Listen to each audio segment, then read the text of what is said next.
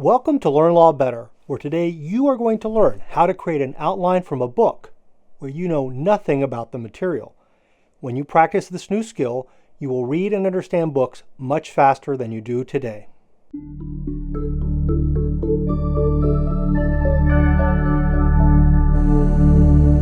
Hi, this is Bo Baez, and today we're going to discuss how to approach a nonfiction book and then how to prepare an outline from the book. Before we jump into the discussion, I want to say thank you to Chris, who suggested this topic in the comments section of my YouTube channel. Now, when most students read an assignment from a book, here's what they do. They pull out the book and they look at the assignment, which says pages 39 to 47. So they go and then they read the pages. That's what most of us do, unless you learn how to read a book better. When you start reading the assignment in those pages, have you ever asked yourself what you were about to read? Probably not. Students will of course know the title of the course and maybe even know the topic, but they probably will not have a good sense of what they will be covering for that particular assignment, or for that matter, for the course. So let me give you some steps to help you learn how to read books better. Step number 1 is to review the table of contents, and that will help you understand what the book is about, where the author is going, and how the author is getting there.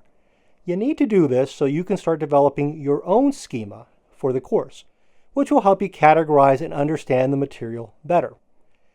Now, after you review the table of contents, I strongly recommend that you then use the table as your outline.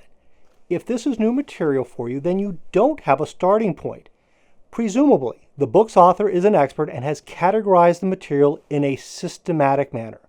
Now, if at some point during the course you find a better way of organizing the material, then by all means, make changes then. But at the beginning, the table of contents is a great organizational tool to help you start your outlining.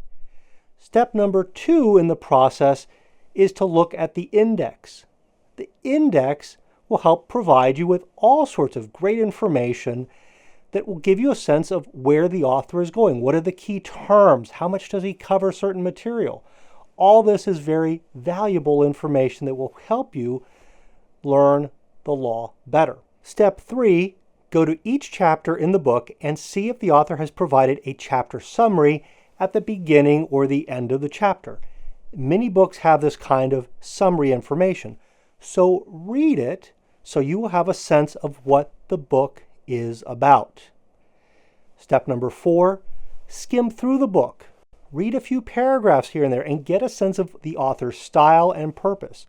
Also, go to the end of the book, read the last few pages, as most authors summarize the book at the end. Now, some of you are not convinced that this will help. So let me tell you why these steps are important by sharing a story with you. Now suppose for a moment that you know nothing about American history and someone shares with you a story about some low-ranking colonial officer that served in the British colonial forces in the 1750s during the 7 Years' War. Your initial reaction will probably be one of disdain as you wonder, why would I care about some lowly colonial officer who lived 300 years ago? But as you get more of the story, you find out that the officer's name was some guy named George Washington. Now, without more information, that is also rather meaningless. Finally, you find out that this George Washington guy went on to lead the American Army during the War of Independence from England, and he became America's first president. Now it all begins to make sense. So do you see what I did? I created context for you, which help you learn the story better. Without that context, you would have forgotten the information. But with the context, you are more likely to remember it because you understand where it fits in with everything else that is stored in your brain. It's no different with works of nonfiction. If you just start reading a book, like most of you currently do, your brain doesn't have the place to put the new information. But your brain desperately wants to comprehend that information. So it starts working on placing that new information into categories. In effect, unless you provide some context for the new information, you're asking your brain to do double duty. One, to create new categories for the information, and two, place that new information into those new categories. But it's worse than that, because in addition to adding 2 steps to the process, you're creating categories that later on may not make any sense. So you may have to forget bad categories and learn better ones.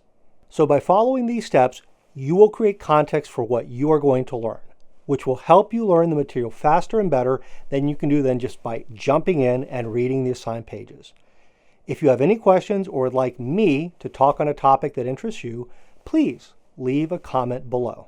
Please subscribe to this channel and don't forget to watch our other videos so that you can reach your full potential. If you want to learn more about the tools that we have to help you succeed, please go over to learnlawbetter.com, explore, and then sign up for our free newsletter.